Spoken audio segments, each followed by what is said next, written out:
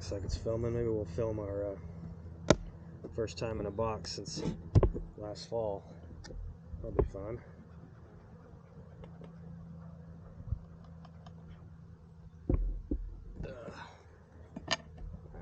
Nobody's coming out all pissed off, so I'll just get this out of the way.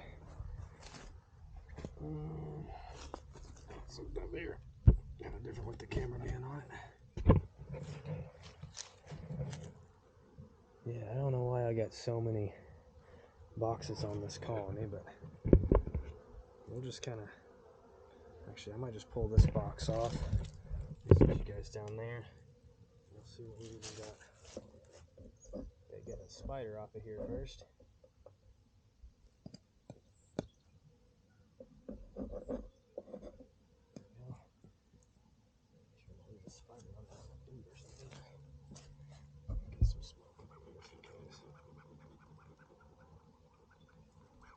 Don't want to start robbing, so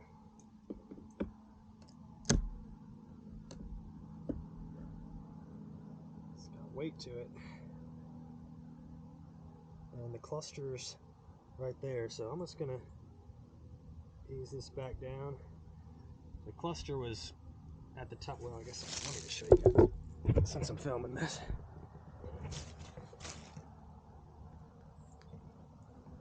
There you can see the cluster, see the honey dripping.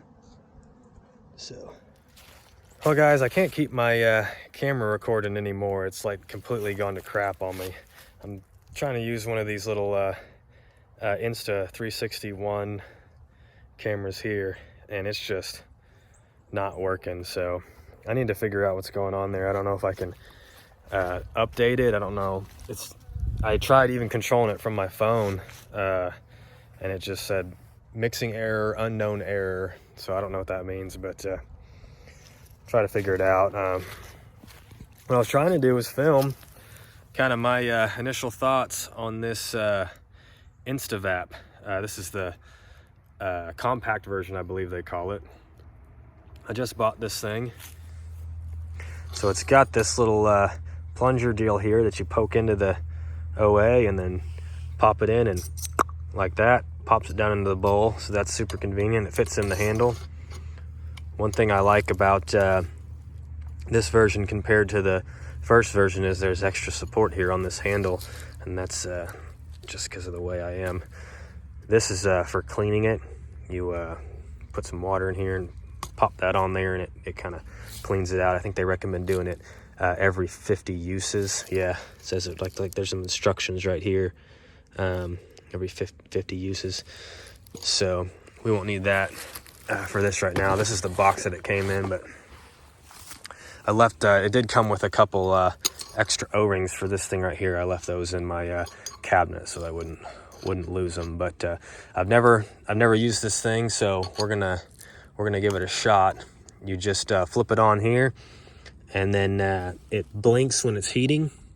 When it's ready, it'll be solid. And then as you're treating, it's gonna blink faster. It's gonna recognize that it's running a treatment cycle, and it's gonna blink faster until it heats up again, and it'll be solid. And that's when I'll know that all the oxalic acid is out. So I probably don't want to leave this. I don't know how hot this gets, but probably won't hurt anything to sit on the ground. But maybe I can prop it up somewhere where it's not just sitting on the ground. But maybe I'll just sit it on top of the colony right here and let it heat itself up. Ooh, there's a shadow. A lot of bees flying, so that's good. I made so my pallets, they all have the same size entrance, right? So I made a little shim that hopefully will work to help keep some of the vapor from just escaping. So basically what it is it's the exact size. Well, it's a little bit, smaller than the size of the entrance, so that I can still get the deal in. But this is going to keep it from pushing too far in, and I have to try to fish it out. I can just grab this and pull it out when I'm done. That's the theory, anyway. I'm gonna, give it a try here. Hopefully, my smoker hasn't burned out because there's so many bees on the landing board. I did check and kind of see what's going on here a minute ago. I think I was able to get my camera to work for that. You know, if not, there's the cluster of bees is kind of up in here. I don't know what scenario there was that led me to leave so many boxes on, but this top box has still got a ton of honey in it, so, because I didn't feed this fall. So, but at any rate, they're good. I'm gonna let that warm up. Looks like it's still warming up. That's a 6 amp hour battery, so that should be plenty of battery to do this yard right here. And I'll let you guys know what I think after I use it.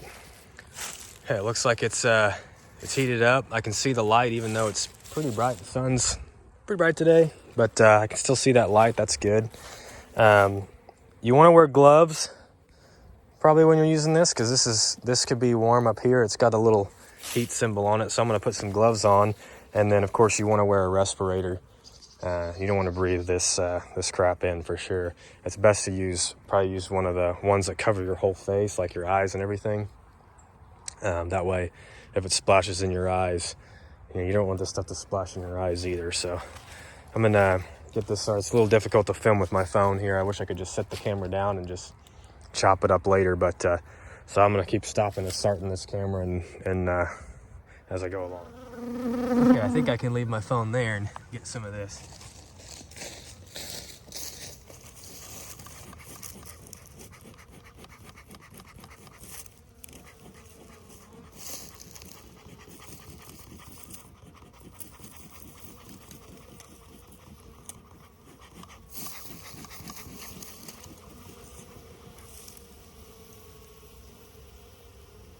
Come on, guys.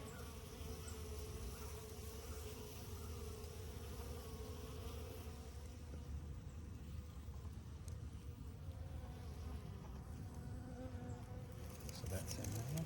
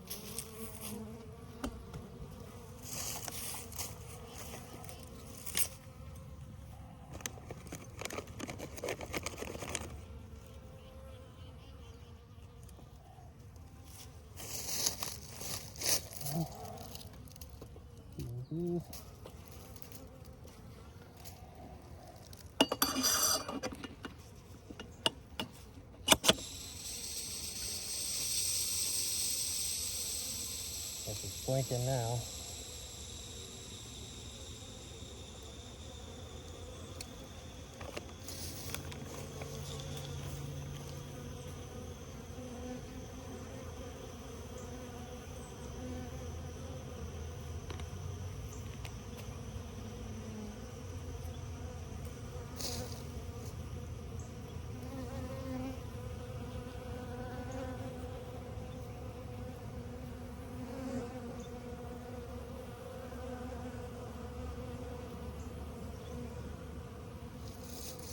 All right, it stopped blinking now, so it's back up to temperature. That kind of makes me assume that everything's been pushed out of it. We still got some of the oxalic acid escaping, but you know, we at least blocked some of it.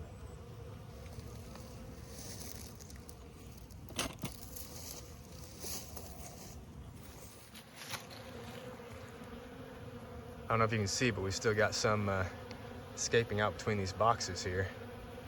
So that's interesting. Today it looks like it's rising or getting blown around up there. I don't see a whole lot coming out from the entrance, but